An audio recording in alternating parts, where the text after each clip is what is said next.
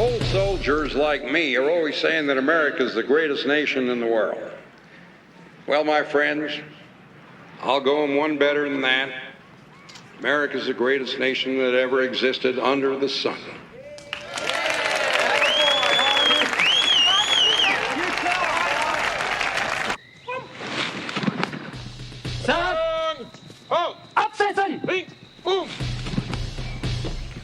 We went to Europe. As I was saying, we went to Europe in 1918 in the same spirit that our boys have gone there now, carrying the notion that the values we hold dear were worth our lives and our sacred honor. Ich schließe mit dem Bekenntnis, das der Führer einst aussprach, als den Kampf die Macht im Reich begann. Damals sagte wenn unser Wille so stark ist.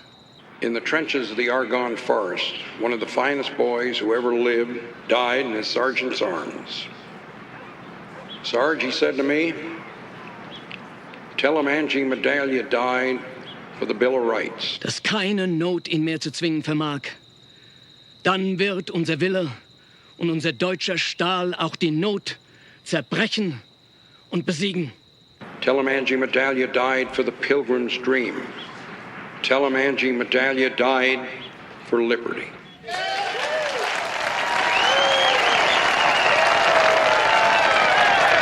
Lang lebe Deutschland.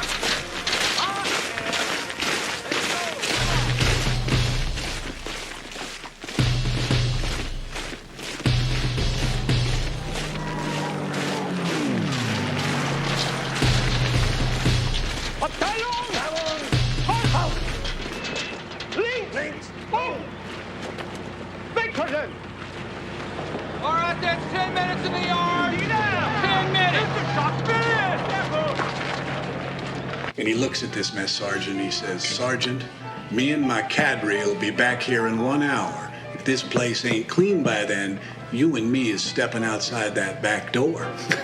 I thought that old boy was gonna faint. Oh, Harmon Cub, that is disgusting.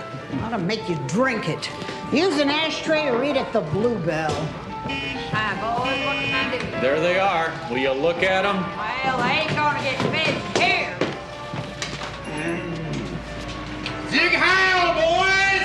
My love, Dave. Hi, Doc. Cut out the kid stuff.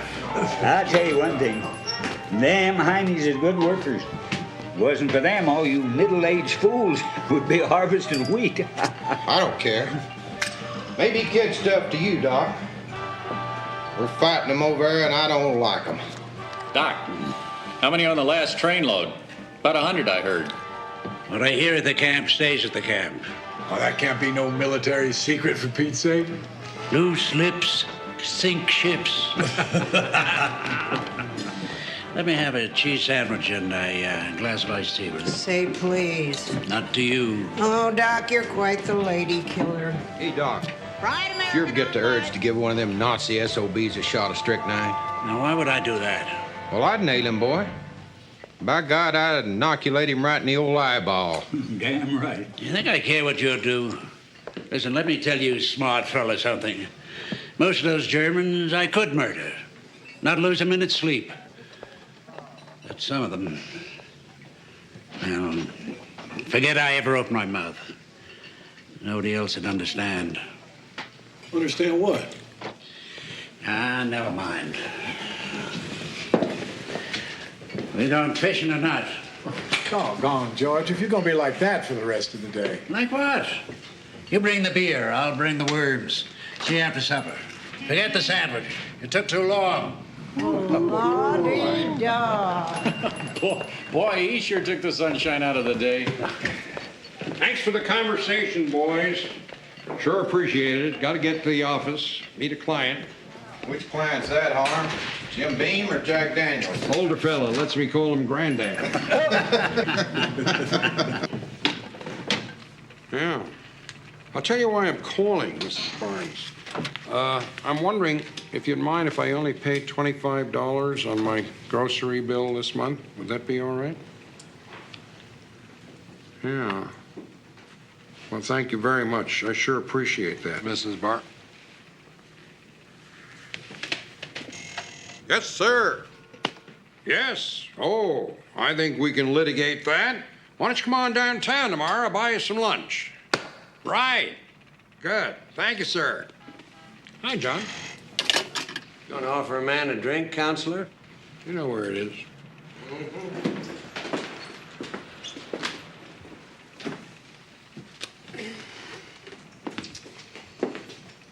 Some of the ladies ought to talk to Miss Barnes about shaving that mustache of hers.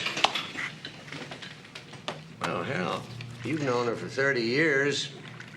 And there you were on the phone just now, calling her sir.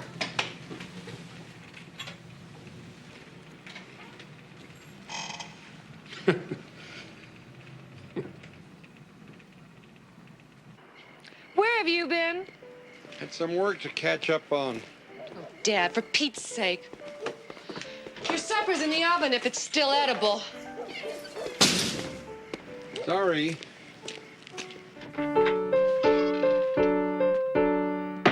Hi, Grandpa. Hi, Cookie.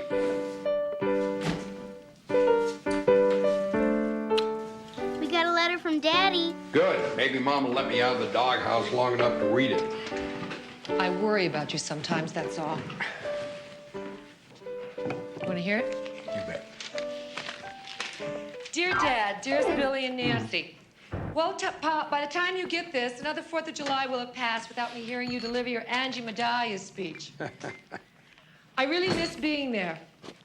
Things are pretty hectic right now. I can't tell you where we are. Somewhere in... They censored that. They're in France. Everybody knows that.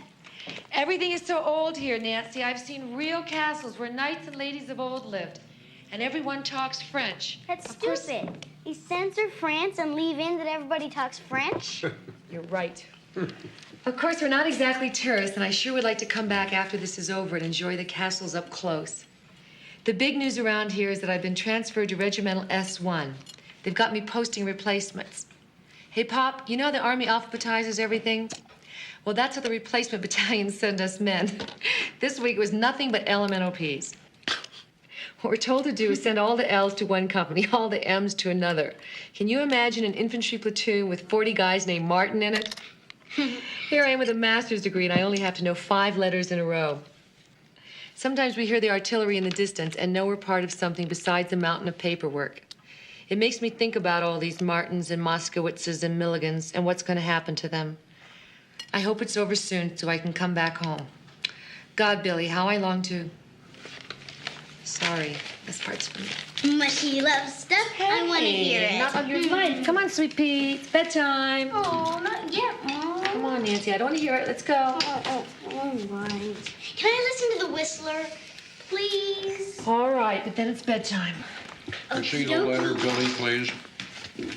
Don't read that last paragraph. Why not?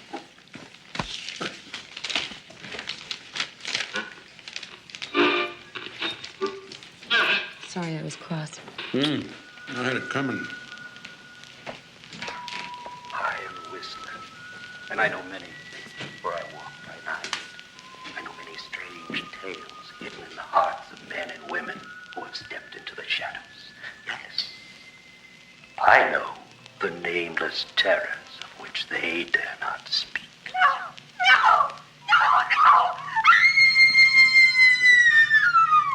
She was more beautiful in death than in life. Her childlike smile embraced the grim reaper like a mother.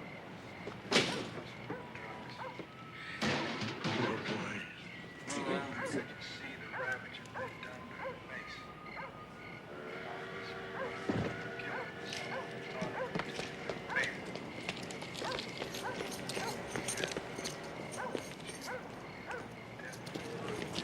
Doc. Never see her. Doc, what's the matter? What happened? Very low. Here, let me give you a hand. No. Shall I call Edna May? No. I'll get up in a minute and be on my way. I'm not an experienced hero like you know. I need fortification. What you need is a quart of black coffee. Come on. Come on to the house. No. Let me ask you a question. What? Come on down here. I'm tired of looking up. All right, if I answer your question, will you let me pour some black coffee into you? Yeah, sure. Okay. You love your son, don't you? Of course I do. And then just hope he never ends up in hell. All those dead boys. What? Dead soldiers. The ones I know. And the ones I'll never know. What are you talking about, Doc? All those poor boys. None of them ever going home. A terrible sadness. What boys, Doc? None of your sons. What do you care? Come on, Doc. Let's get up. Yeah.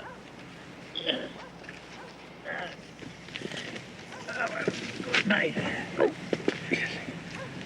Good night.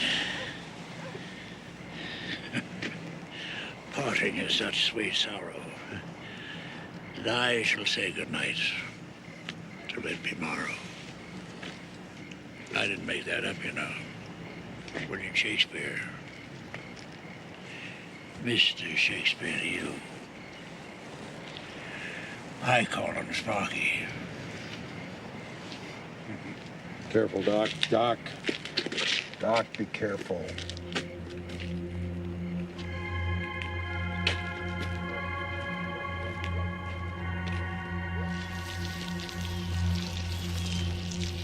Hey, Pop, look at this. It says we've broken out of Normandy.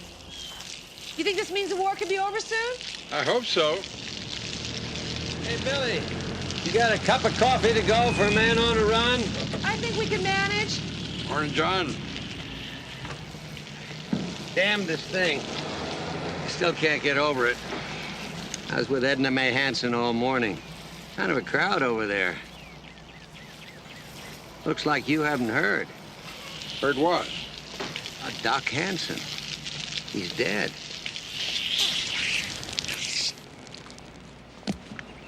How? What happened? Captain out the POW camp called me about 6 this morning. They found Doc in the dispensary. Heart attack? No. Beat to death. Oh, no. Who? I'm sorry, Billy. Doc Hansen. Do you know who did it? Some kraut striking a blow for Hitler. They got him in custody. That's all I know. Except that I'd like to be there when I hang him. Thanks for the coffee. I'll bring back the cup.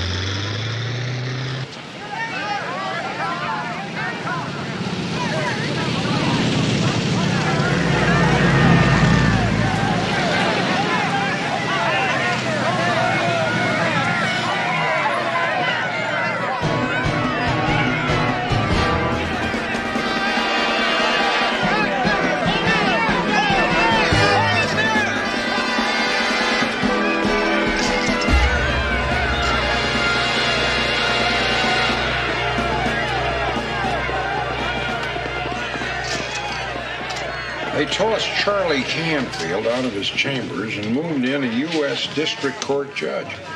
They're going to try that German in a federal court. Federal court? Well, they ought to let me try him with a damn 2x4. That's what they ought to do, you know.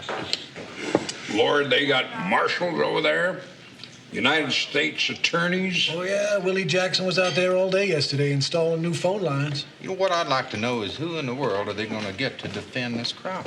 Charlie says Clarence Darrow. Clarence Darrow? Was he kidding? Either that, or he hasn't heard that old Clarence has been dead for 6 years. Mr. Cobb? Sorry to bother you, sir. I'm U.S. Marshal. Could you come with me, please? Are you kidding?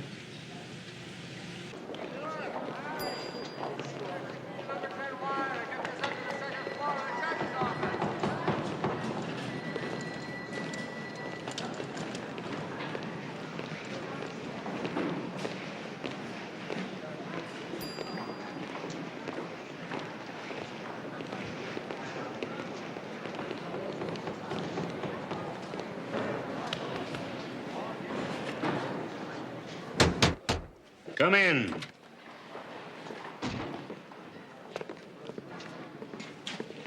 Mr. Cobb? I'm Stoddard Bell. That's B-E-L-L. Bell, how do you do? Yes, sir. That's just fine, thank you. Yes, sir. I'm sure from all the gossip, you already know there's going to be a U.S. District Court held here. What we're going to do is try a German prisoner of war for the murder of Dr. George Hansen. This is Mr. Domchek. Mr. Cobb? He works for the Attorney General in Washington, D.C. He'll prosecute. Judge, I need to go set up my office. Is that all right? Yeah, go right ahead, Mr. Domchek. Thank you. Good luck. Good man. Reminds me of myself when I was young. Give Mr. Cobb your chair, son. Yes, sir. Sit down. Sit down.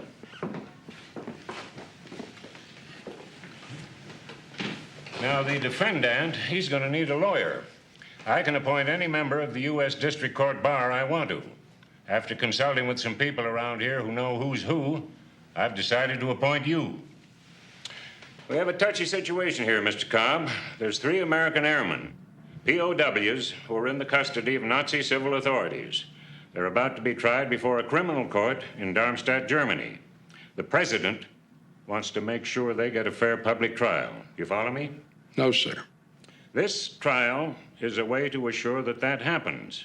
That's why we're trying it before a civilian court. Quid pro quo. If we give this German a fair trial, maybe they won't railroad our boys, you see?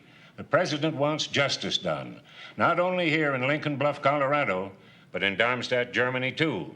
At 10 o'clock this morning, some federal marshals went out to Camp Bremen and took custody of the defendant. What the hell's his name? Geiger, Your Honor. Hauptfeldwebel, something. Wilhelm Geiger. What does all that German mean? Means a sergeant, Your Honor. Well, then say so. Yes, sir. I'm arraigning your client at 3 o'clock this afternoon. Not my client, Your Honor. I'm very sorry, sir, but I don't want the job. Thank you. Hold on. Gents, if you'll excuse us, Mr. Cobb and I are going to take a little stroll.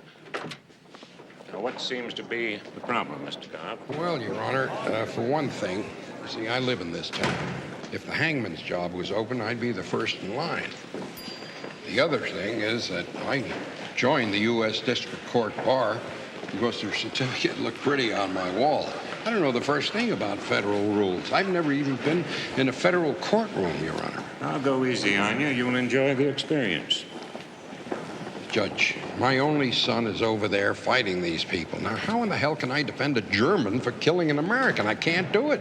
What does the cardboard sign say on my chambers? U.S. District Court Judge. Yeah, but, Your Honor, A law professor once told me that one of the most important things a courtroom lawyer can do is gauge a judge. So to help you out, I'm going to tell you everything you want to know about me. I'm a very thorough fellow. For instance, unless you were cheating on your income tax, you earned $4,331 last year. Pretty slim for a lawyer. I also know you're about that much again in debt. Well, with all due respect, Your Honor, I don't think that's any of your business. I knew you'd say that. Well, sir, if you take on this case, Uncle Sam will pay you a retainer of $2,500. And at $15 an hour, you can bill the government for another $1,000 for preparation and trial time. Now, tell me you can make that kind of money representing the interests of some overwrought farmers and their aspirated rabbits, and I'll drop the offer. I'll grant you, Judge, that I'm the poorest lawyer in the state, and I intend to stay that way. Thank you very much, but no thank you. Mr. Cobb, what's important here is the process. As far as I can see, this is an open and shut case anyway. Not asking you to save this German, just defend him. This has got to be an American trial in the American way. It's got to be thorough, it's got to be honest, out in the open, fair as fair can be. Don't you see, the very reasons you don't want this case is why you're the only man to take it. You've got a son fighting in Europe. You served with distinction in the last war. You're a patriot. I'm going to arraign your client at 3 o'clock sharp. If I were you, I'd move for a non-jury trial. I'll grant the motion. Naturally, the first thing you want to do is go talk to Mr. Domchek. Oh, there's one other thing. I'm compelled to force you not to discuss the situation regarding those POWs in Germany. Not with your family, not with a soul. You tell your friends in this town I forced you to take the case. Tell them I gave you a choice of resigning from the bar or going to jail for contempt. Of course, that won't be a lie, because that would have been your choice. It was going to be my last argument. Well, I'll see you at 3 o'clock.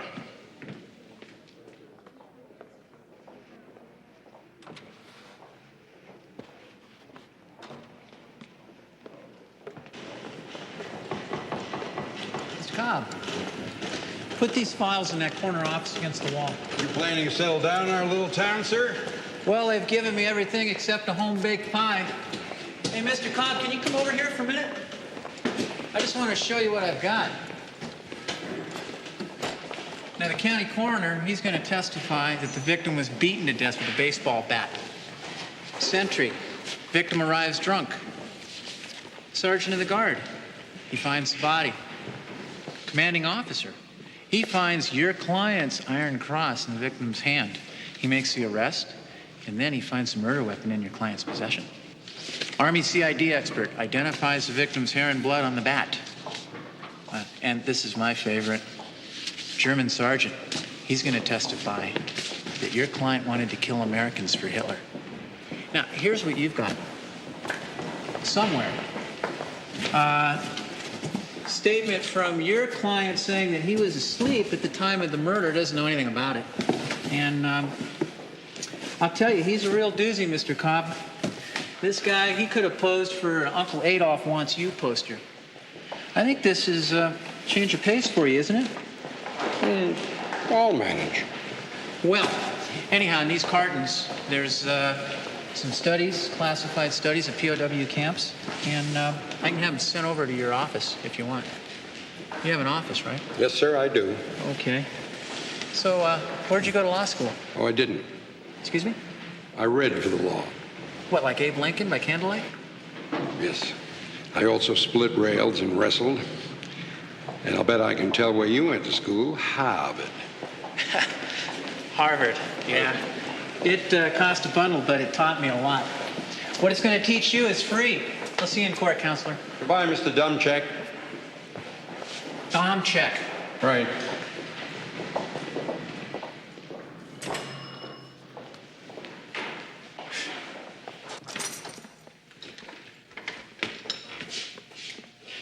Here he is, sir. I'm Harmon Cobb. I'm appointed to be your lawyer. My name is Wilhelm Alois Geiger. I am a Hauptfeldwebel of the 15th Grenadiers, Battle Group Dornemann, 94th Division. I am a prisoner of war. You'll be arraigned in about an hour. That means I'll plead you not guilty, you understand?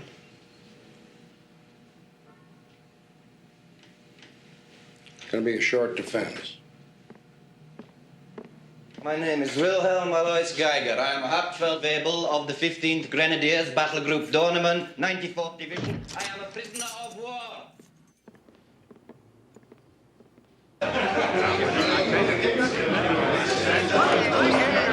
So those are big-time reporters, huh? Sound like a bunch of monkeys. Give me $1 tip. Any of you snuffy Smiths ever do that? Clarence. Just a minute, Mr. Cobb.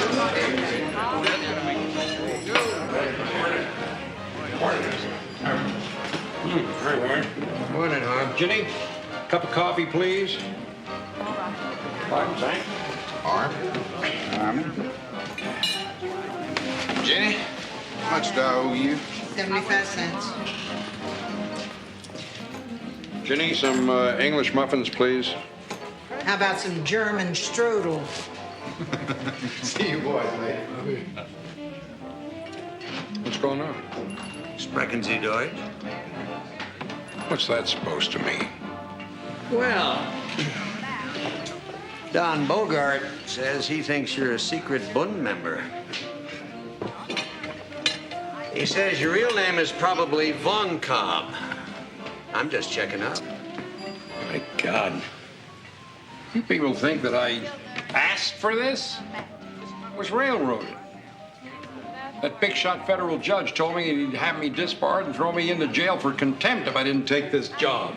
He said he put you in jail? Yes, he did, and he can do it, too. God almighty. I live in this town. You people think that I'm gonna go in there and defend that Heine with my last ounce of blood? All I'm gonna do is make sure that snotty prosecutor doesn't make me look like a hick. Then I'm gonna go watch the hanging. I may even ask to spring the trap door. Excuse me for asking, but before you help out with the execution, you got to put up some kind of defense, don't you? So what do you got in mind? I don't know. Character witnesses. Character witnesses like who? I don't know. Joseph Goebbels, Hermann Goring, Heinrich Himmler. My star witness is going to be Adolf Hitler.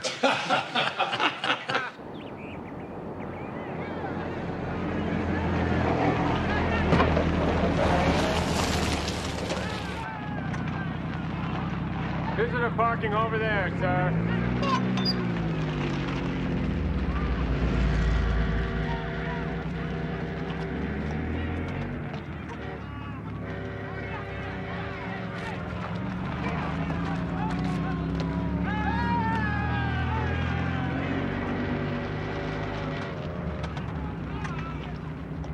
Major Lilly, Sergeant Geiger's lawyers out here.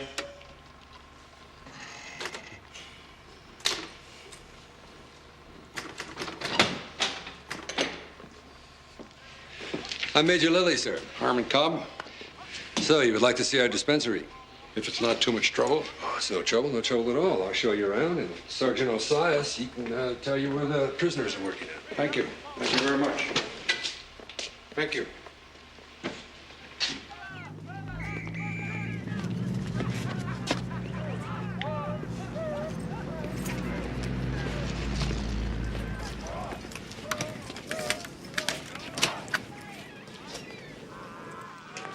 Just so I know how we stand here, sir. Are you defending Geiger by choice? What difference does that make? After you. Let me be clear on where I stand, Mr. Cobb. The fact is, Hansen shouldn't have been out here in the middle of the night. So while I'm sorry that he got killed, I really can't take responsibility for his death. Was this Doc Hansen's office? Yes, it is, sir. Okay, if I go in? Go right ahead. I think you should also know that this has been a model camp for 2 years. I have a good understanding with my prisoners. But Geiger's been a troublemaker from the moment he got here. Did you know that he even has the Iron Cross for being a good Nazi? So when they hang him, I'm going to celebrate. Good. I'll bring the beer.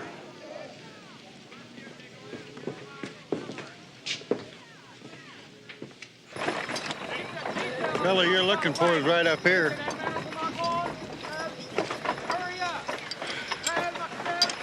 Hines. Yeah? Come and see out there. Fella here wants to sprechen with you. Hi. You speak English? Nein. Well, he speaks English. Hines, come up out of there. Don't take all day about it. I'm told you served with Sergeant Geiger. Is that right? No, sir. I do not know this man. Your name is Private Heinz Maria Flug? What do you want, sir? I'm Geiger's lawyer. Yes, Schule, kommt her. Der Anwalt von Geiger. Was will denn der Anwalt hier? Du, weißt du, warum der Anwalt hier ist? Frag ihn mal, wie es in Geiger ist.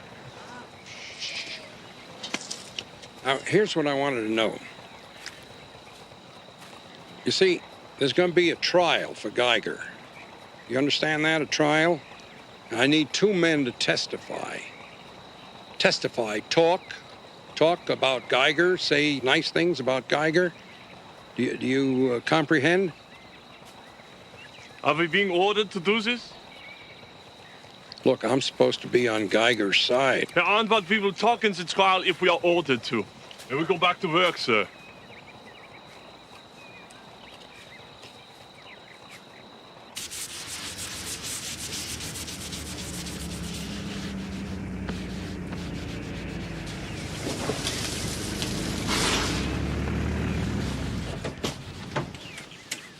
Who did that? Could have been lots of people.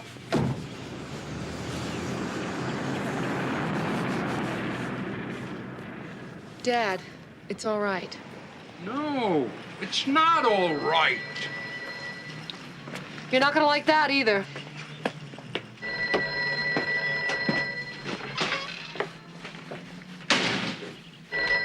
Hello.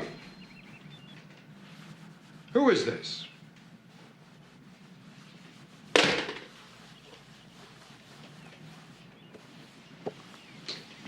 Where's Nancy? Upstairs, nursing a cut lip. She had a fight with Violet Sleed. Nancy! You tell Violet Sleed to go to hell!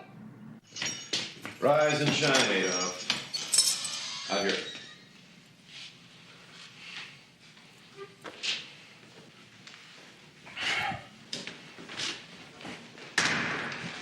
What do you want? Look, Sergeant, I've got to go into that courtroom and put up some kind of a defense for you. Do you understand? I can make your job very easy. I can confess to killing this doctor. Also, that I personally sank the Lusitania and have stolen the Lindbergh's baby. Now, your sarcasm isn't going to help any. Now, in the absence of a real defense, all I can do is put character witnesses on the stand. Who I have to choose from is your men. But when I spoke to them, they wouldn't admit that they knew you. Where have you seen my men? Out on some farm. They said they wouldn't testify unless they were ordered to do so. So I want you to order your men to testify in your behalf. They would not talk to you. They're good. Sergeant, let's get one thing straight. I don't want to defend you. I would like to be the fella that hangs you. But I'm stuck with this job, and I have to go in there and put up some kind of a defense to keep from looking like a fool. So I want you to order your men to testify. No, I do not want them harmed.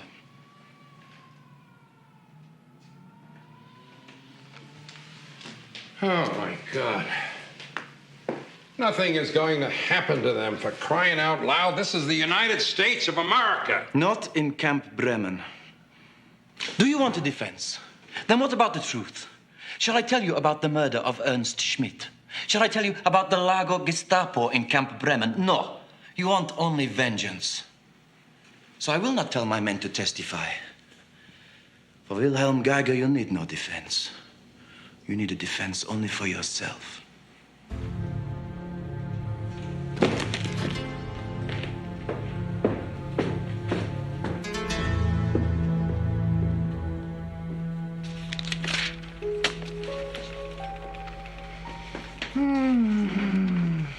I think the Army pays these people by the word to write these things.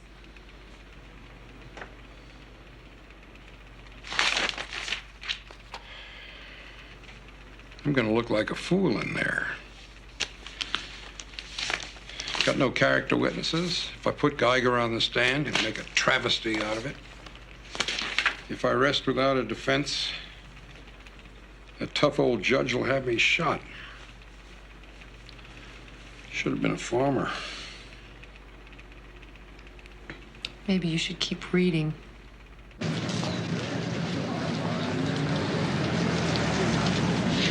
There he is. How do you feel about defending a Nazi? You, this German, can get a fair trial here. Is this the the biggest case of your career? You ever defended a murderer before? What about being a Nazi sympathizer? Why did you take the case? What do you think they picked you? Give us some. All I can tell you is what the judge told me. It was me or Clarence Darrow, and he's dead. Okay? Promise to tell the truth, the whole truth, nothing but the truth, so help you God? I do. State your name. Corporal Adam Swayze, sir. Please be seated. Corporal Swayze, what were your duties from midnight to 8 a.m. on July 6, 1944? I was on guard duty at the main gate of the prison compound at Camp Bremen, sir. Did Dr. George Hansen arrive at your post during the night? He sure did, sir. Oh, I object, Your Honor. Isn't this called leading the witness? Your Honor, I resent counsel's sarcasm. No sarcasm intended. I just wanted my learned adversary to know that we here in the sticks do know leading a witness when we run across it. Objection sustained. Go on, Mr. Domchek. Thank you. Did anyone approach your post the morning of the 6th? At 2:17 a.m., sir, the doc did. Dr. Henson, I mean. When Corporal Swayze told me that he had admitted Dr. Hansen into the prisoner's compound without informing me, I reprimanded him. I then proceeded to the dispensary. And what time was that, Sergeant? It was 5:32 a.m., sir. The lights were on in the office, and the filing cabinets were turned upside down. Dr. Hansen was lying on the floor. Most of his face was gone, and he didn't have any pulse. Major, at the dispensary, what did you observe? Sir, I observed that Dr. Hansen was holding something in his right hand. I identified the object as a German combat decoration. It was the Knight's Cross of the Iron Cross. The ribbon was torn. Is this the object that you found? Yes, sir. Your Honor, I'd like to introduce this as United States Exhibit A. Exhibit A admitted. Major, how many soldiers at Camp Bremen are entitled to wear that decoration? Just one. Sergeant Geiger. Did the discovery of that piece of evidence cause you to take any action? Yes, sir. I ordered Sergeant Kreider and 4 other MPs to accompany me to Barracks 15, where I arrested the defendant. And did you discover anything in his possession at that time? Yes, I did. It was in his locker. It was a baseball bat. It had traces of what appeared to be hair and blood on it.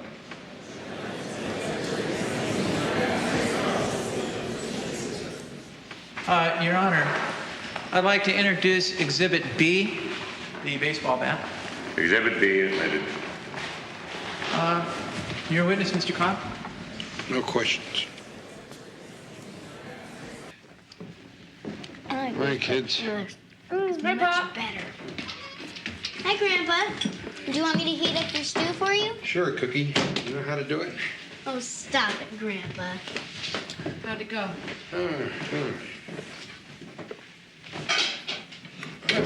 We got a letter from Harry. Oh, wonderful. Read it, read it. Great. What does he say? Wait till you hear. Dearest Billy, also Nancy and Pop, a couple of your letters caught up with me today. It's terrible about old Doc Hansen. He was a great old guy. I hope the Army hangs the blankety-blank who did it. What did they censor? Nothing. I censored it. Okay, is everybody sitting down? I made Sergeant. Hooray! Yeah. So I'll thank you all to treat me with more respect from now on. There'll also be a welcome addition to the old allocation check. Hooray. I'll have new duties I can't tell you about yet. Don't worry, it's another staff job. Maybe even one where I get to use my brain a little. I'll tell you, Pop, the Army still operates on the same mentality you always talked about. If it moves, salute it. If it doesn't move, move it. If you can't move it, paint it. I don't know if you had the word snafu in World War I, but it's what we live with every day. I'll tell you what the letters stand for sometime when Billy and Nancy aren't in the room. What do they stand for, Grandpa? Situation normal, all fouled up. What's wrong with that? Absolutely nothing. Posting replacements has been getting to me anyway.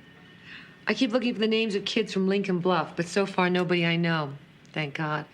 I'm sorry if I seem down in the dumps. I keep telling myself how much I have to be happy and proud about, especially when I think the rest is just for me. Uh-huh. Mushy love stuff. That's right. Mushy love stuff.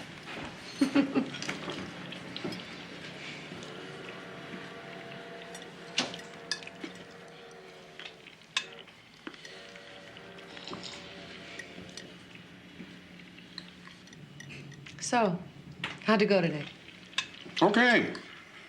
I think I did okay with dump check. I managed to get his goat a few times. It's nice, huh? Good.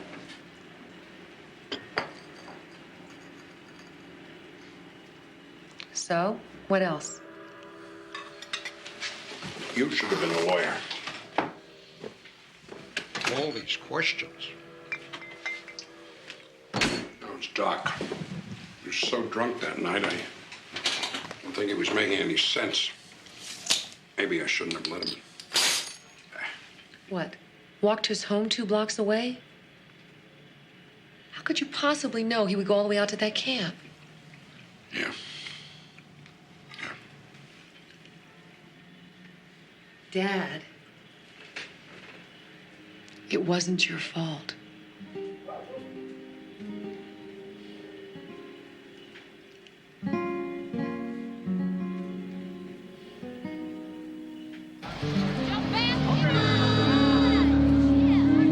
The left temporal bone of the skull was crushed, multiple fragments of which were embedded in the victim's cerebral cortex.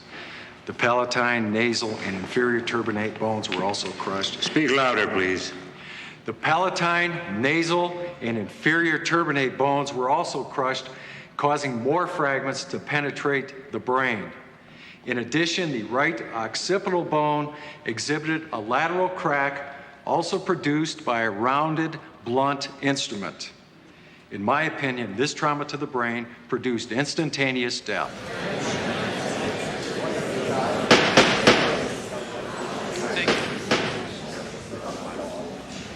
You're a witness, Mr. Kopp. No question. You can step down. The United States calls Hauptfeldwebel Hans Riefenstahl.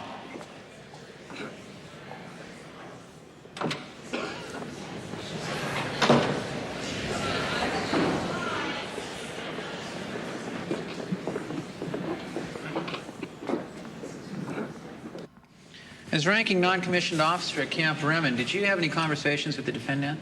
Yes, sir, when he arrived. Did you and he discuss the question of a prisoner of war's duties? Yes, sir. How do you define them? How do I define them? Yes.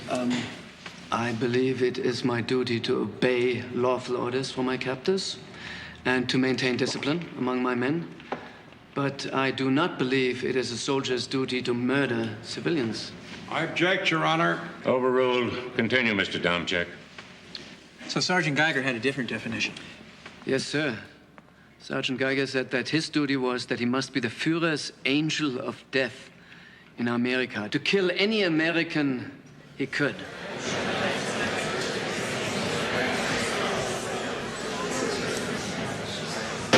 Sergeant Riefenstahl, would you define a Nazi as one who is a member of the National Socialist Party? Yes, sir. To the best of your knowledge, is Sergeant Geiger a member of the National Socialist Party? He has told me he is, yes, sir. Are you? Am I, sir? No, sir, I'm only a soldier. Your Honor, the United States rests. Mr. Cobb, the defense can proceed in the morning. We're adjourned.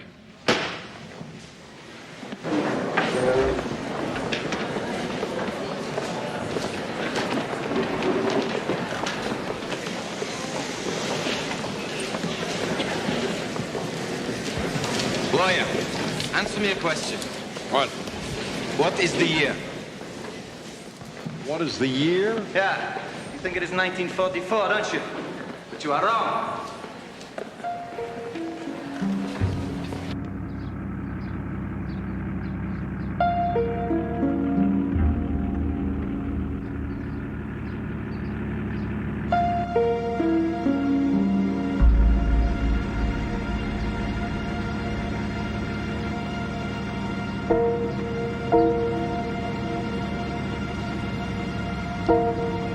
Good evening, sir. Nobody seems to be at home. Are you Mr. Harmon J. Cobb? Yes? I'm Second Lieutenant Jack Morton of the Adjutant General's office at Fort Dawson.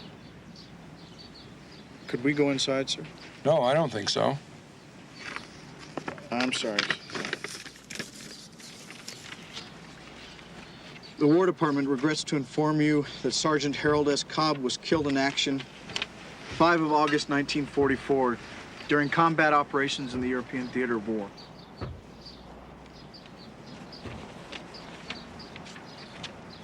Sir, would it be easier if I waited inside with you and told Mrs. Cobb myself? No, I'll do it. Thank you very much for coming. Thank you, sir.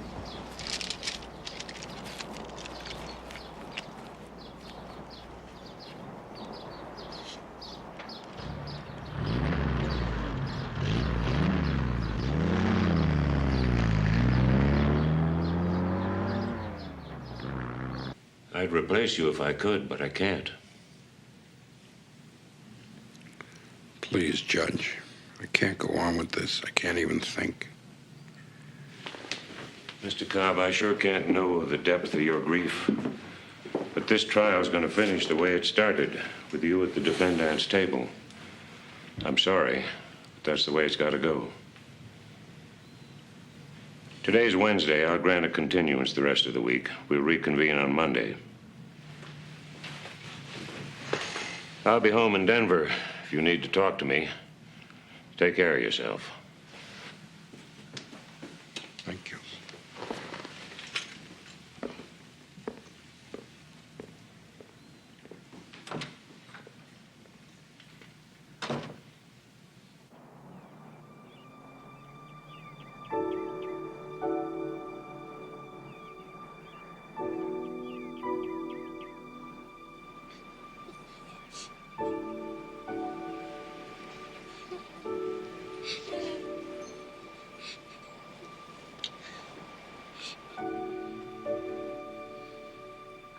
Yes.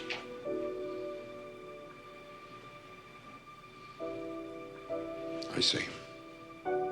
No, thank you very much. I appreciate your taking the time. Thank you, and the best to you too, sir.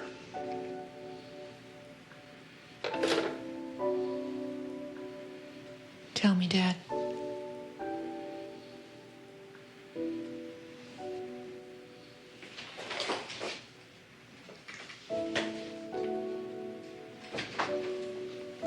I want to know.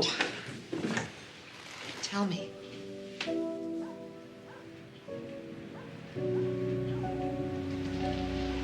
The unit was at mail call. They took one artillery round.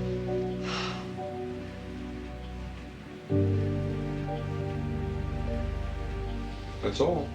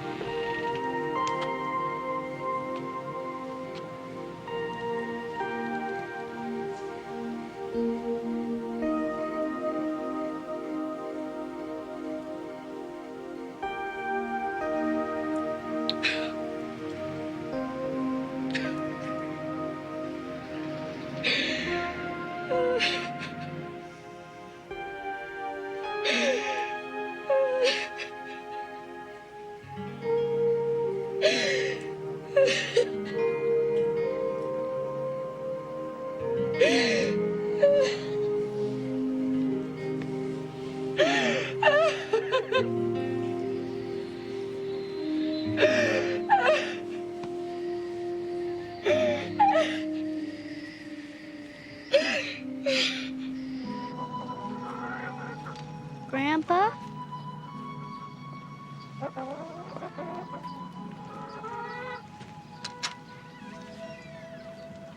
Grandpa, let's go fishing.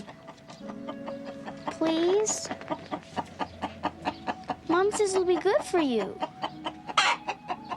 Go away, Nancy. Leave me alone. Please don't be mad at me. I'm sad too.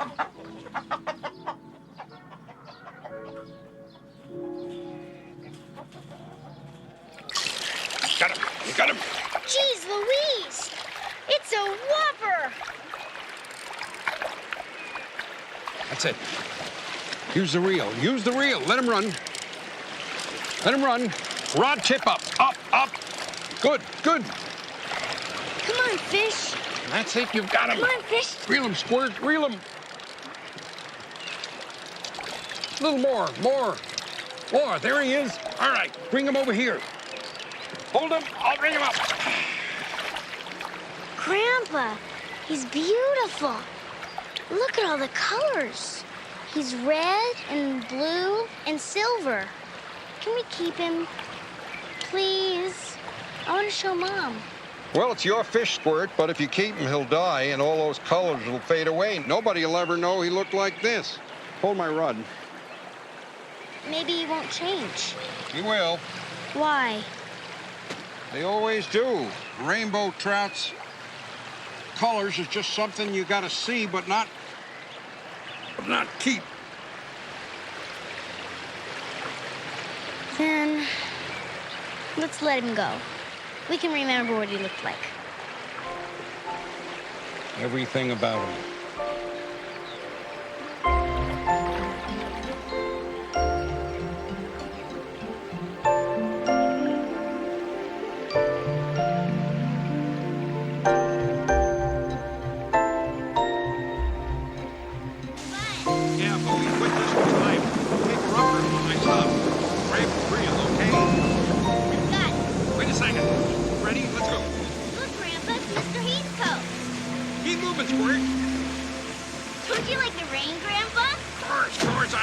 Now, come on.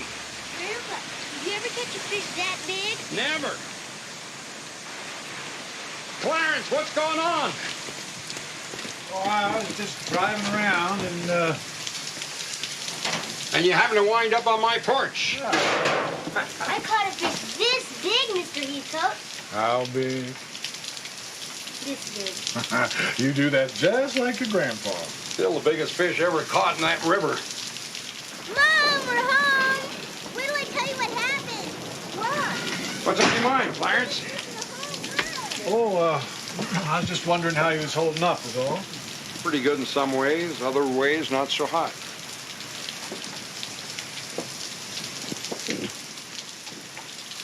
Would you like to come in for a cup of coffee, a sandwich, or something? No. Harmon, I was wondering, what's going to happen when that trial reconvenes? I guess I'm going to go back to the courtroom and take my seat. I don't suppose there's ever been any question about that German fella being guilty as sin. Of course, you got to do your very best for him, no matter what, that being what you might call the American way, you know. Feller's innocent until he's proven guilty, no matter what he done. You giving me a civics lecture, Clarence? No. Heck no. I was just wondering what you'd do if you'd had any kind of case, that's all. Well, so far I haven't had that problem, but if I did, I suppose I'd put up a defense. In which case, I probably would have to move to another town. Is that about it, Clarence? Yeah, sure. Well, I'll see you later, hon. Sure you don't want to come in for a cup of coffee till it blows over? No, I got some errands I got to run.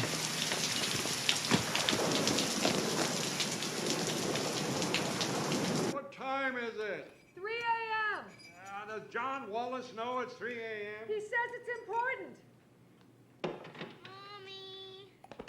Crying out loud. It's all right, honey. Mommy's coming. What's the matter? Truck stop closed? I just thought it was time I brought back your cup. What's going on, John? Well, about an hour ago, Clarence Heathcote woke me up, so I thought I'd pass on the favor. He brought me something real interesting. He found that in his tackle box when he was cleaning out his boat this morning. He says Doc scribbled that down when they were out fishing, the day Doc was killed. Let me get my glasses. Clarence said Doc got drunk and went rambling on about dead boys. That's what he was babbling to you about that night, wasn't it? Doc was a friend of mine, but he must have been up to his neck in something out at that camp. I hate to say it, but there's more to this now than just some crazy Nazi wanting to kill an American for Hitler. Holy Chicago. So this is what Clarence got stuck in his craw this afternoon. He asked me if I thought that would hurt Doc's reputation. I said, hell yes. But he said, give it to Harmon anyway. Sure was eating on him. Oh, by the way, I asked Clarence not to tell anybody else about this. He said he wouldn't. You okay, Harmon? Okay. Good. Thank you very much, John. See you later. Night, Billy. Good night. Everything all right? Billy, come over here and listen to this.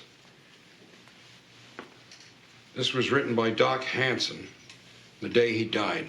He got drunk and he wrote this. Sir, Camp Bremen is hell on earth, a place of death. If what I am about to reveal results in the criminal prosecutions of myself and others, so be it. I have harbored this burden with great difficulty, and with the murder of Corporal Ernst Schmidt, I can carry it no longer. That's it. That's all there is. Corporal Ernst Schmidt. I remember talking to Geiger. I told him something about this being the United States of America, and he said something about the murder of Ernst Schmidt. I didn't know what the hell he was talking about. I wasn't even listening to him. Oh, my God. What am I going to do?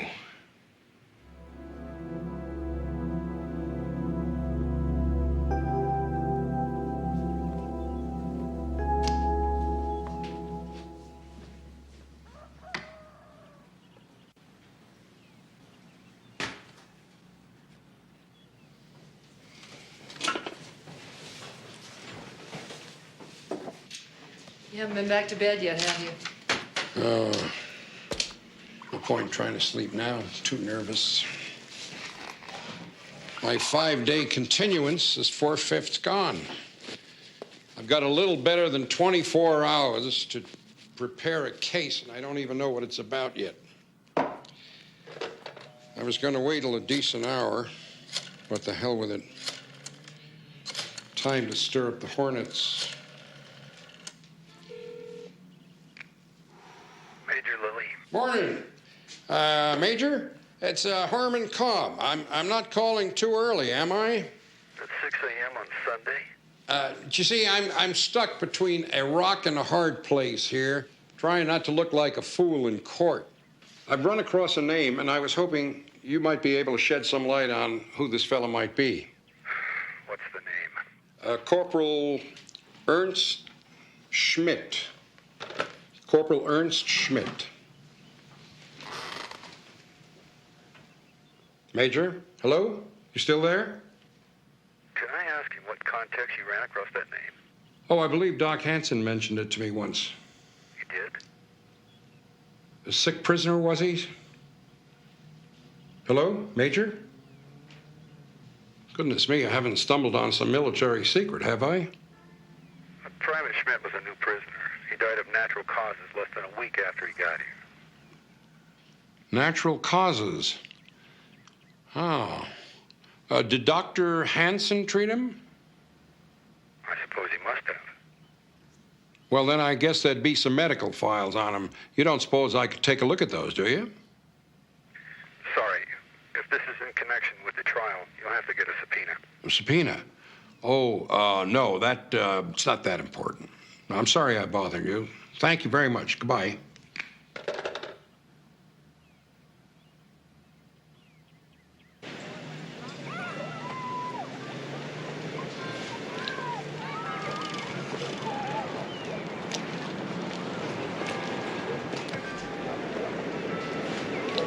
Edna May?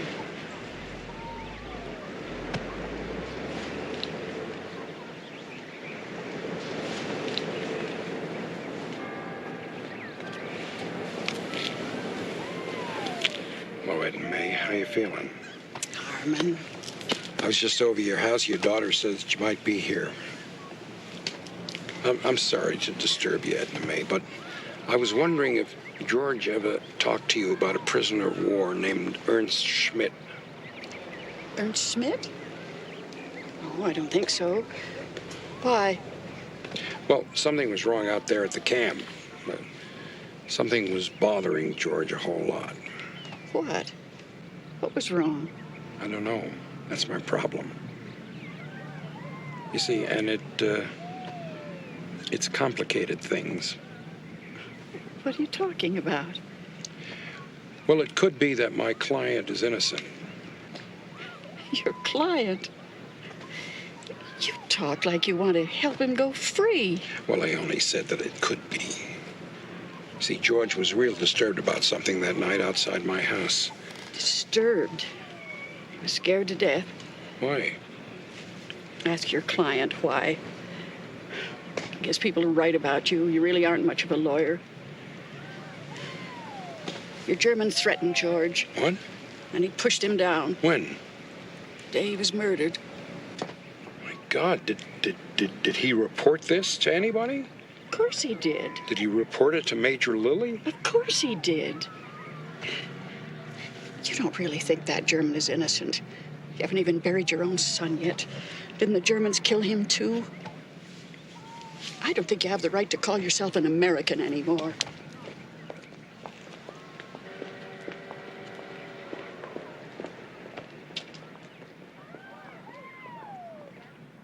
The other day you tried to tell me about Ernst Schmidt. I wasn't interested. Now I am.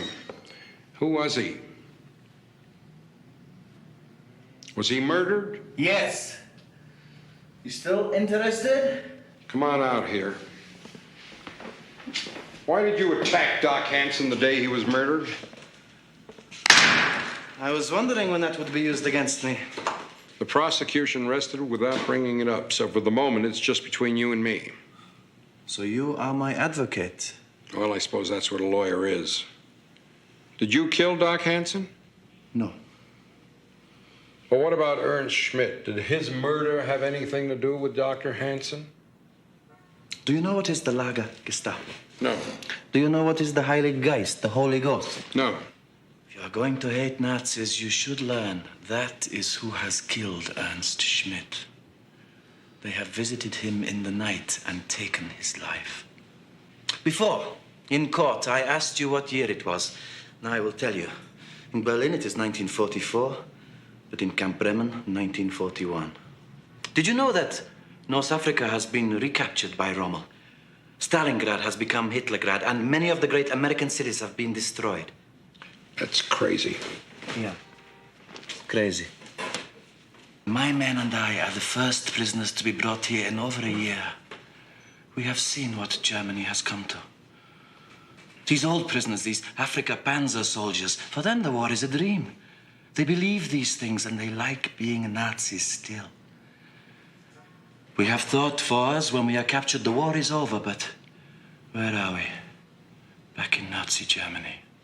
How can that be? Because Nazis can run a camp very, very well. Major Lilly needs the Lager Gestapo. Why? He cannot provide fear, and they do. The Lager Gestapo needs Major Lilly. He gives them power. It is a circle. And do you know who is the head of our Lager Gestapo? Sergeant Riefenstahl. This man who says, I am a Nazi, and he is not. He and his men are the Holy Ghost who visit you in the night if you speak against Hitler. Ernst Schmidt has made a joke, only a joke, about fat Hermann Göring. When we go to bed at night, he is there. In the morning, he is gone. I demand to see Major Lilly. I ask him, where is Ernst Schmidt? He tells me, Schmidt has died in the hospital of natural causes. The doctor has written this in the records. I go to see this doctor. I ask him, why does he write this lie? I'm very angry. I put my hands on him, and I can hurt him, but no. I stop. The doctor is calling Major Lilly on the telephone to punish me. It would be easy for me to kill this old man, but I went away. And I wake up in the morning when Major Lilly is telling me I am a murderer. Did you see Ernst Schmidt have this rendezvous with the Holy Ghost? No. Did you see the body? No. Well, Schmidt was in camp less than a week. How the hell do you know he didn't die of natural causes? I have 15 years in German army. I know. Did Doc Hansen talk to Major Lilly in your presence? Yes. I'm not ashamed to be a soldier.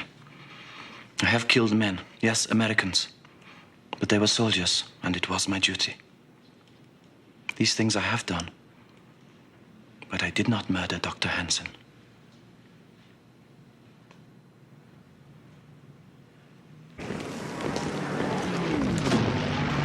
Major?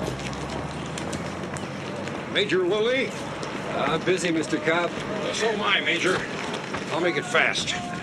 I would like your permission, sir, to see the report on the assault that took place the afternoon of July 6th. What are you talking about? Well, I understand that Sergeant Geiger threatened Dr. Hansen and then shoved him down. How can you give any credence to what that Nazi says? That's disgusting. Well, that may be right, sir, but do you know anything about a letter that Dr. Hansen wrote right before he died concerning the camp? No, I don't. And I don't have any more time for this nonsense. All right, John, what do we have? Well, let's see. You got this Kraut prisoner who's dead. Doc's letter hints at foul play. Geiger says there was foul play, but he can't prove it. And you got this little shoving match between Geiger and Doc. Edna May says it happened. Geiger admits it.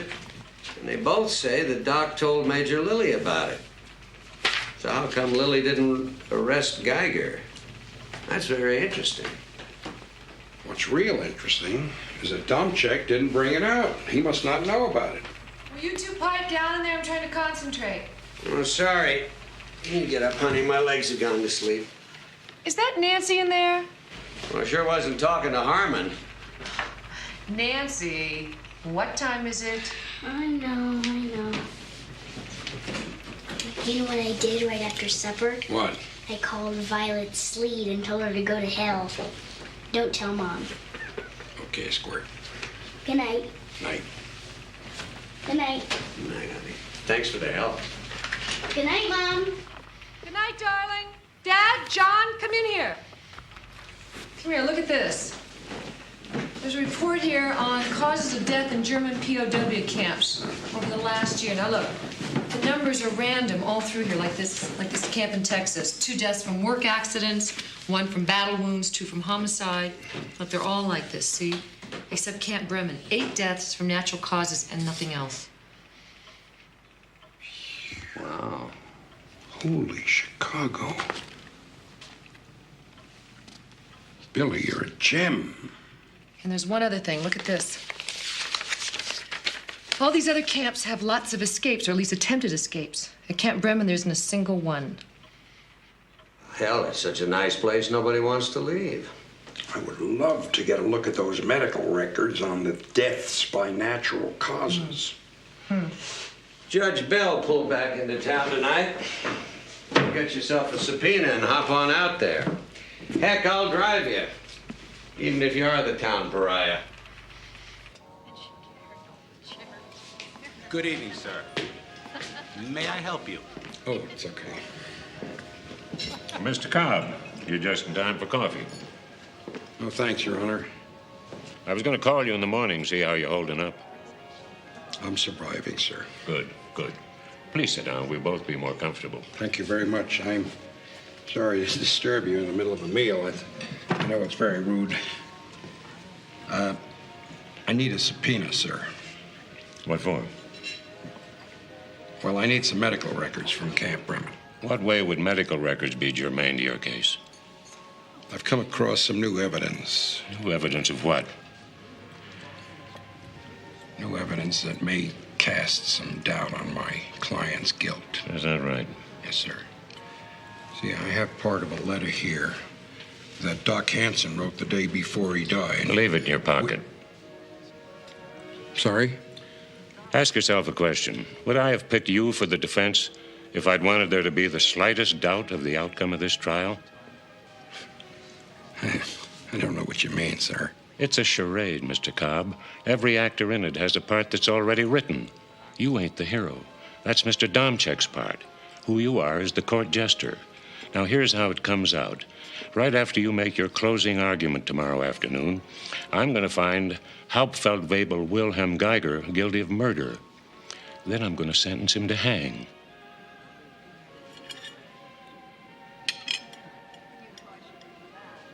Of course, Domchek does dress better than you. He looks more like a hero. What you need is one of them caps with pointy things. It's got bells hanging on them. We're going to take this to the Supreme Court, by God. Dad, it's your word against his. See, how's about little shoes that curl up at the ends? Oh, cut it out. Well, now think about it, Harmon. What's the jester's job? To make the court laugh, even if that means making fun of the king. I don't know what the hell you're talking about. Jester's supposed to stir things up. If I was you, I'd put on my bells and start making some noise. What are you talking about? I mean, out at the camp, where they got all Doc's records.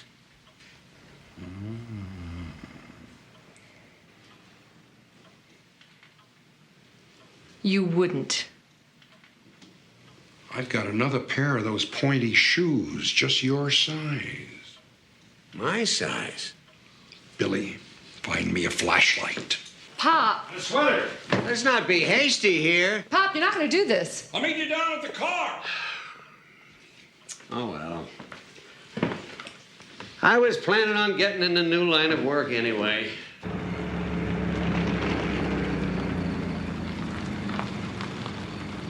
Official business, son. We have to speak to Corporal Swayze immediately. Right over there, sir.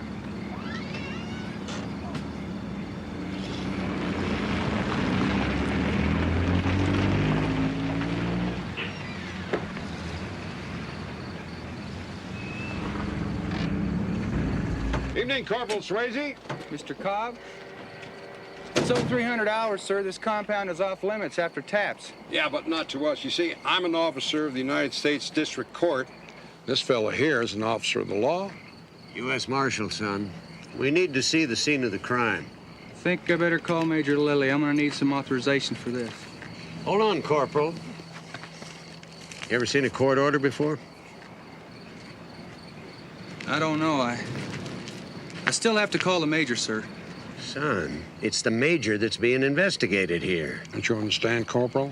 The United States government is investigating Major Lilly.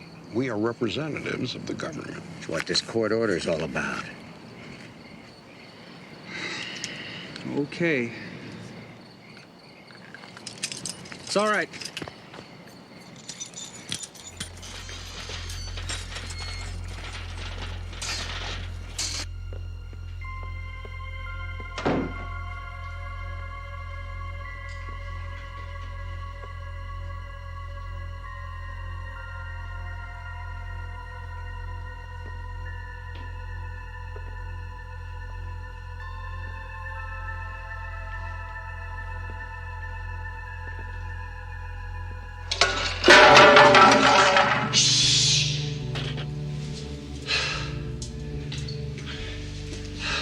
I'm new at this.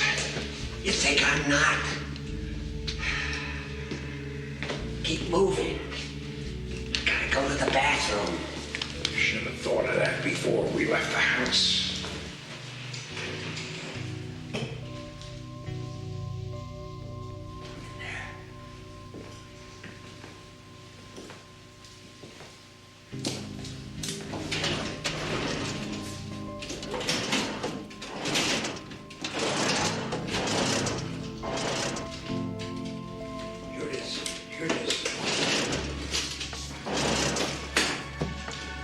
Natural causes.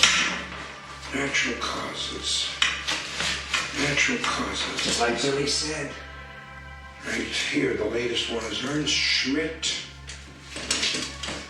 The earliest is March of 1943. That's a year ago. All signed by Doc Hansen. This give you any ideas? What? Shote? Funeral director. Yeah. Now I'm gonna go to the bathroom. Get this stuff put away. Hurry up, hurry up.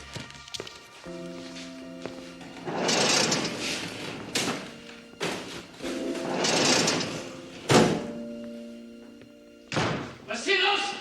Halt! Wer bist du?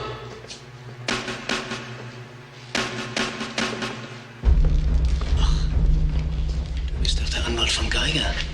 Was machst du hier? Niedermachen.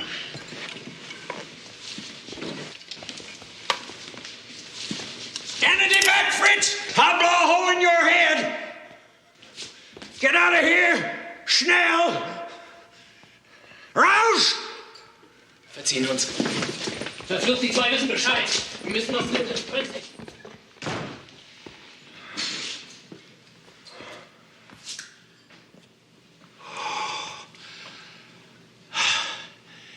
The hell was that? I don't know. Let's just get the hell out of here.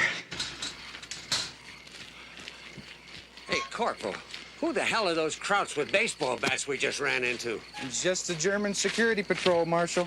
Fun, ain't they? You mean they're there and you're out here? Yes, sir. After taps, that's how it works. Wow. Will you testify to that in court? Let me tell you about guys opening their mouths about this place, sir. Look, this is real easy duty here. It's just hear no evil, see no evil.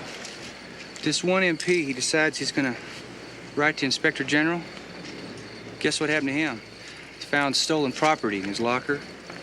He went to the stockade. Do you have any idea what happens to an MP inside a stockade, sir? Okay, fair enough. But listen, Corporal, you are already a witness in this trial. I could recall you if I wanted to. Put you on the stand as a hostile witness, and you'd have to tell the truth. Of course, if you were scared, and I guess I don't blame you for that, you could say you hadn't seen anything, and then that would kill the case. But you know what? If I can do what I want to do, I can bust this camp wide open, and you never have to worry about ever being in any stockade.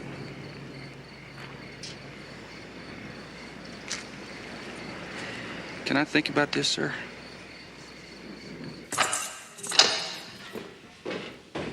There isn't much time. When I call you, tell everything you know, including your fight with Dr. Hansen. Is it not bad for me to tell that? Oh, it can't get any worse than it is, can it? No. I'm sorry about your son dying. Thank you. You have a family at home? Yeah. My father. My mother were killed in Heilbronn. In the bombing. Oh, sorry. I'll call you to the stand. You'll be second. We're in session. Mr. Cobb, you're up. Thank you, Your Honor. Be seated. The defense calls Mr. Clarence Heathcote.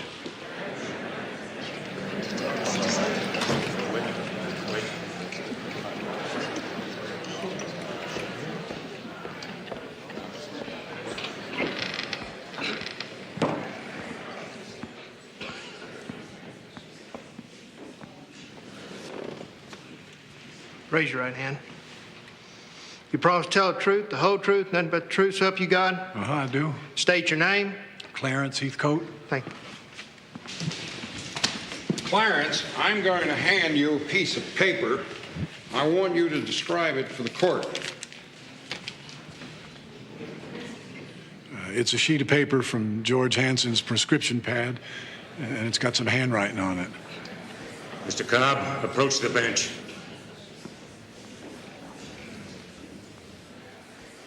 I want to see you in my chambers. Your Honor, I object to any ex parte conference. Then you better come too.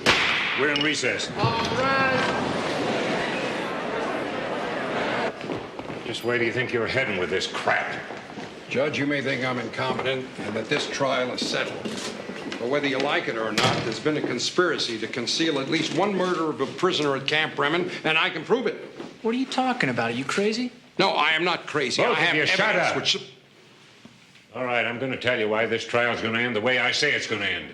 You remember those American airmen I told you about getting tried in Darmstadt, Germany? Yes, sir. They're going to be sentenced to hang. There's no doubt about that. Well, the president doesn't want them hung, so we need one of theirs to hang. What if theirs isn't guilty of the crime he's accused of? Doesn't that matter? You think ours are guilty of crimes against the Reich? The idea is for nobody to hang. The president wants to trade our flyers for a bona fide Nazi hero. Now do you understand?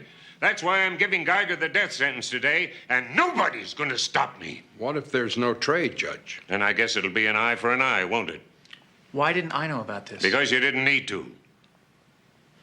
If you've got new evidence, I want to see it. I'll stipulate that you're an honorable fellow. Now let's finish this damn trial. What do you have, cop? Did you hear what I said? Yeah, Judge. Judge, I came here to prosecute a murderer. I'm not going to help anybody hang an innocent man. I don't care what the reason is. I can make you care. Yeah, you probably could. Go ahead and put the letter into evidence. Dumb check. With all due respect, Your Honor, you try to suppress it. I'll move to put it into evidence. You deny my motion, I'll move for mistrial. All right. Suppose I admit the letter. Where are you going with it? I'm going to destroy Major Lilly, Your Honor. He's the one that's acting like a Nazi here. And if I can do that, I'm going to ask you to exhume some bodies. Is that right? Well, you better have it tied up in a very neat bundle, or I'll destroy you. It's all there. Or it will be. I hope. And let's get on with it. Let me tell you something. You two smart fellas may think one German life is worth 3 American lives. I don't. If our boys die, it ain't me who killed them.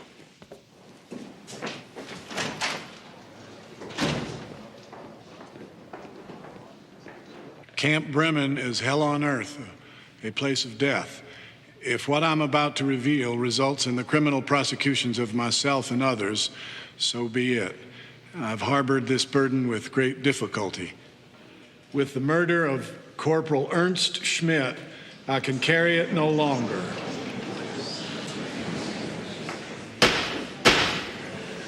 Thank you, Clarence. Mr. Domchak? No questions. You may step down, thank you. Any further witnesses, Mr. Cobb? The defense calls Sergeant Wilhelm Geiger. So, after Schmidt's death, you went to Dr. Hansen? Yes. I told him I believe he is lying. I am sure Schmidt was beaten to death. Then what did Dr. Hansen say? He told me to get out. What did you do? I pushed him to the floor.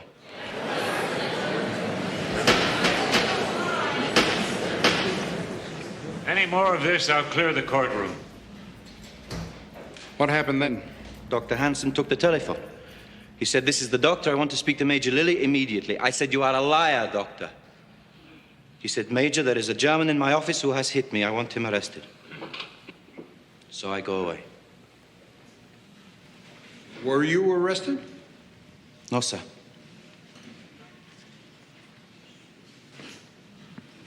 Sergeant, what is the Lager Gestapo? It is they who patrol the camp at night.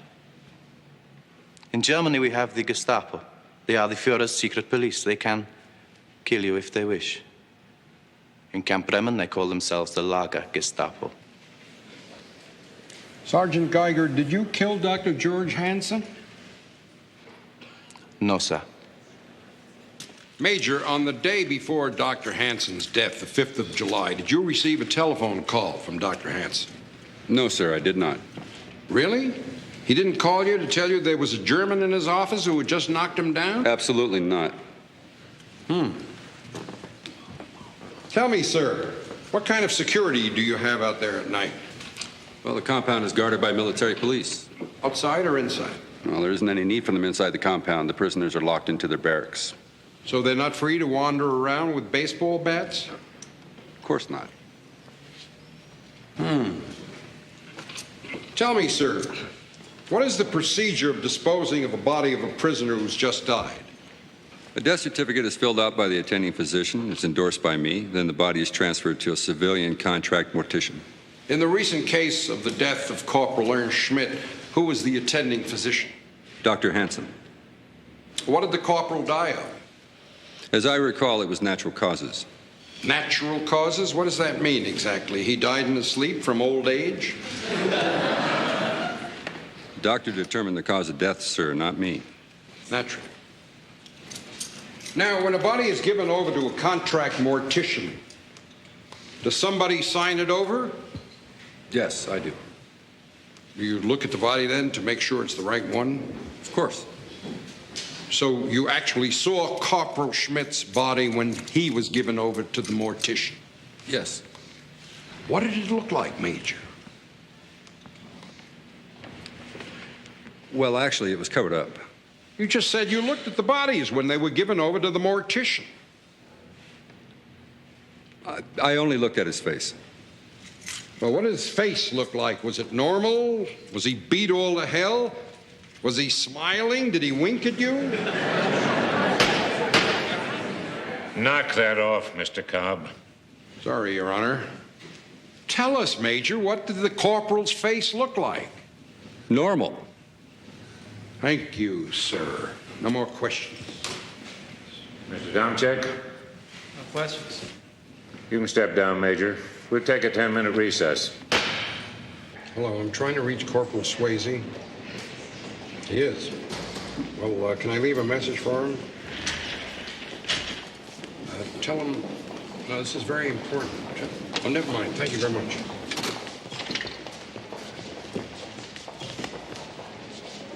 What are your duties, Corporal? I'm a military policeman, sir. My job is to guard the prison compound at Camp Bremen. You have towers out there like a prison? Yes, sir. We also use the guard shack at the main entrance, and we have one-man patrols around the perimeter fence. How about inside the compound? Two-man patrols from Reveille to Taps. You don't patrol inside at night? No, sir. After Taps, the Germans take care of that for themselves. They're not locked up? No, sir.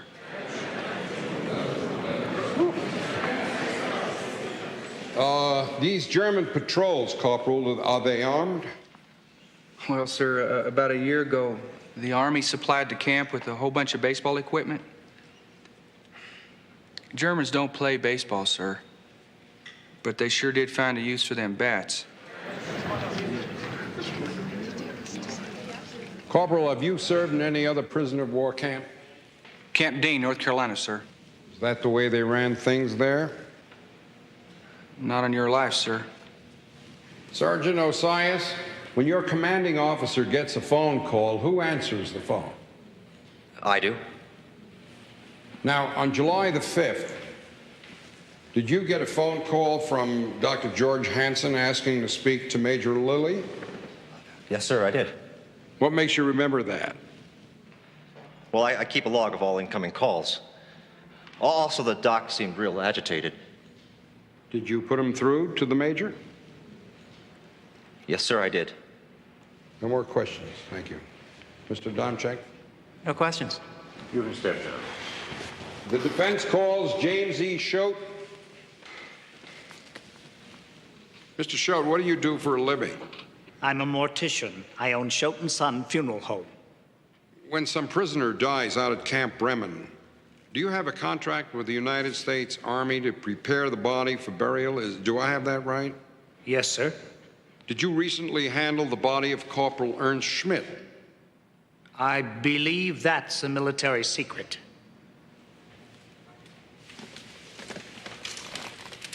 Military secret? Is that what you said, Mr. Schote? Who told you that? Major Lilly did. Well, it isn't one. Answer the question. Yes, sir. So you did handle the body of Corporal Ernst Schmidt? Yes, sir. Tell me, Mr. Schote, what did the body look like? Well, sir, it had both arms broken, massive bruises in the kidney area, and extensive fractures of the facial bones.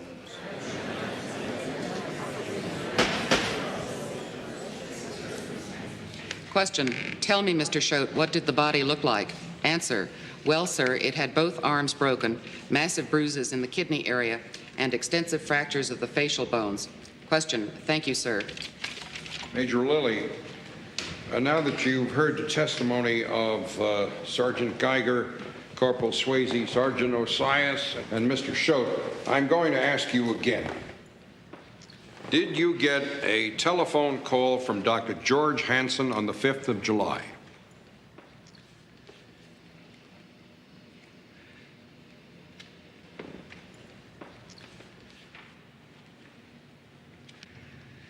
I ran the tightest POW camp in the Army. I deserve a medal for the job I did. Why should you give a damn about Germans killing each other?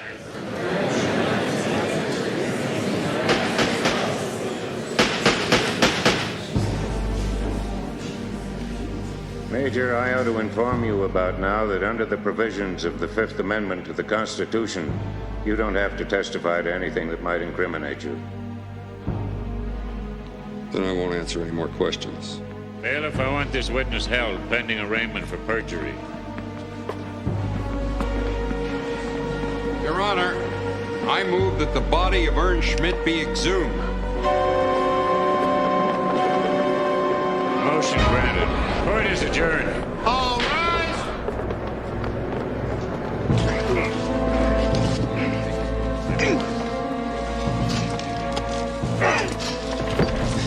Open it.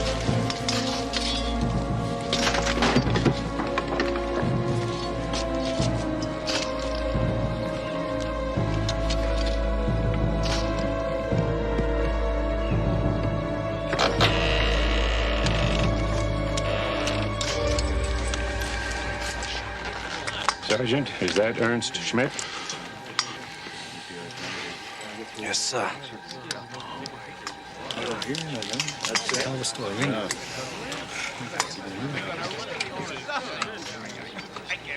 Close it up.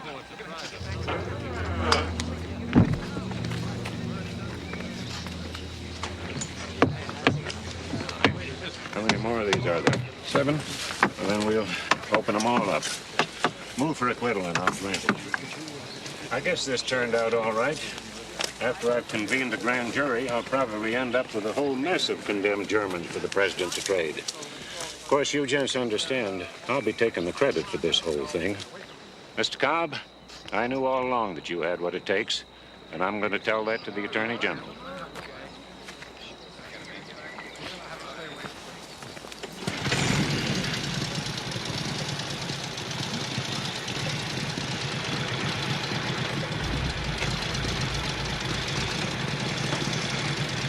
That's the Lager Gestapo, Mr. Cobb. A whole bunch of them.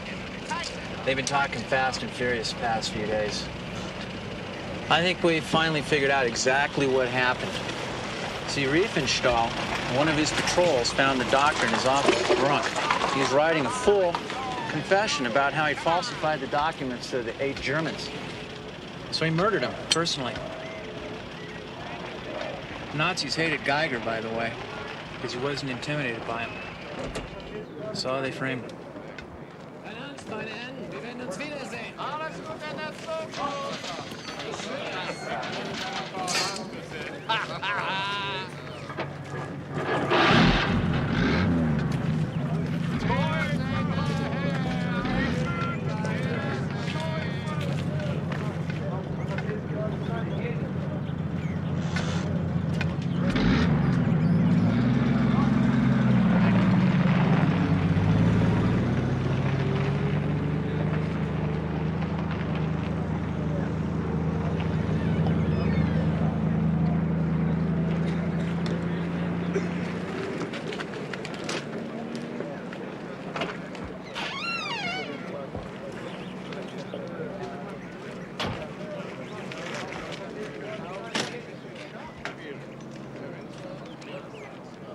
I want to say goodbye and good luck. So, you have saved my life. Yeah, well, I didn't do it for you. I did it for a lot of other reasons. That I know. But still, I thank you. You know, after this war is over, you won't have much to go back to. I hope you can make the best of it. We all will have losses to live with. Yeah. Goodbye. Goodbye.